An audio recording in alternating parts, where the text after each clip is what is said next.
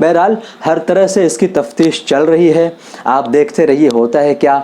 इसी बीच जब परमबीर सिंह को भी निलंबित कर दिया गया, जब उन्हें ट्रांसफ़र करके होमगार्ड डिपार्टमेंट में भेज दिया गया, उसके बाद उन्होंने अनिल देशमुख जो इस महाराष्ट्र गवर्नमेंट के वज़ीर दाखिला है उनके ऊपर ज़बरदस्त जो है इल्ज़ामात लगाए हैं।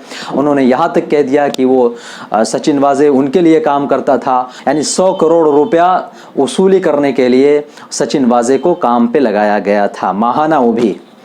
लेकिन परमबीर सिंह के इल्ज़ामात में मुझे कुछ दम नहीं लग रही है, इसलिए कि ये जब उनको ट्रांसफ़र कर दिया गया, यानी पुलिस कमिश्नर के ओहदे से हटा करके उन्हें होमगार्ड डिपार्टमेंट का हेड बना दिया गया, तब उनका ये बयान आता है।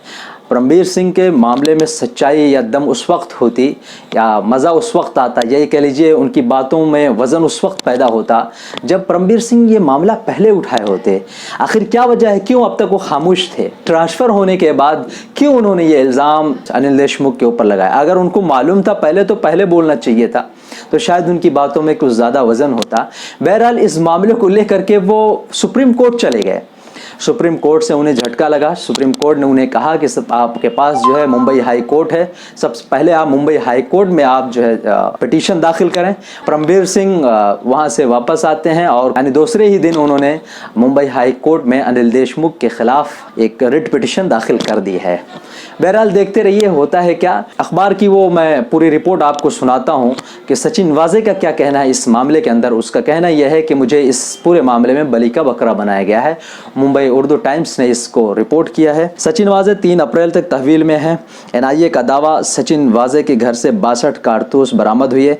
इधर सचिन वाजे के वकील ने कहा कि सचिन वाजे को बलि का बकरा बनाया जा रहा है। जुमेरात को एनआईए अदालत में मुंबई पुलिस के सचिन वाजे से मुताल्लिक एंटेलिया केस में समाअत हुई। एजेंसी की तहकीकात के बाद अदालत ने उसे 3 अप्रैल तक पुलिस तहवील में भेज दिया।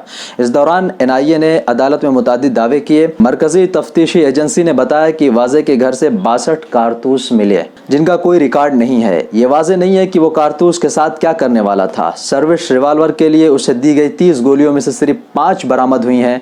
मुल्जिमान ने ये नहीं बताया कि बाकी गोलियां कहाँ गईं।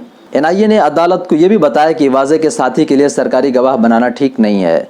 जब इस मामले में चार्जशीट दायर की जाती है तो किसी भी शख्स को सरकारी गवाह बनाया जाता है। अदालत में समाअत के दौरान सचिन वाजे ने कहा कि वो सियासत का शिकार है और इस मामले में उन्हें कुर्बानी का बकरा बनाया जा रहा है।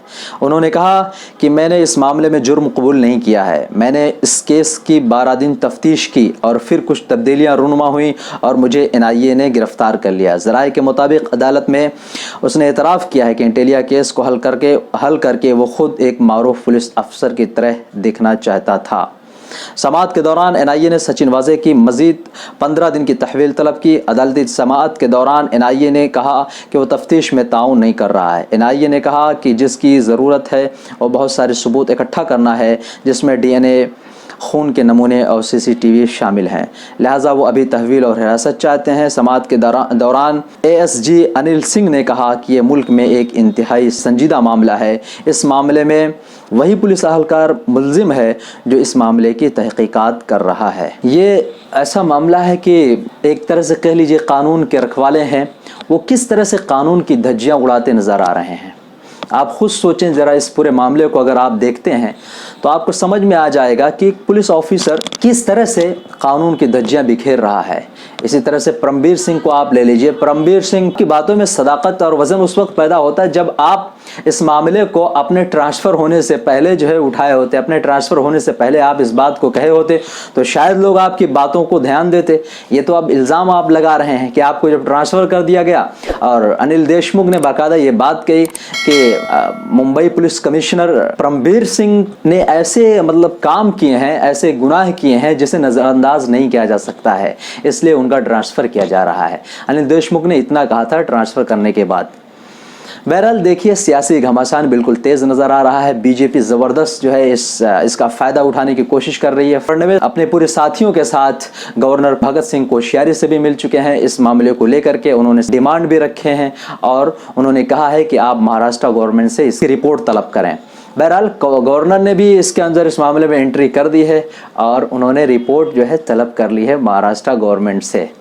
देखते रहिए, हमारे साथ बने रहिए, हम इस पे ख़ास नज़र रखते हैं। आगे जैसे भी इस पे ऊपर कोई अपडेट आएगी हम ज़रूर वीडियो के ज़रिए आप तक पहुंचाने की कोशिश करेंगे। अगर आपने अब तक हमारे चैनल को सब्सक्राइब नहीं किया है तो सब्सक्राइब करें, लाइक करें, कमेंट करें, शेयर करना ना भूलें। Thanks for watching. फिर मिलेंगे एक नई वीडियो के साथ, तब तक के लिए खुदा हाफिज़।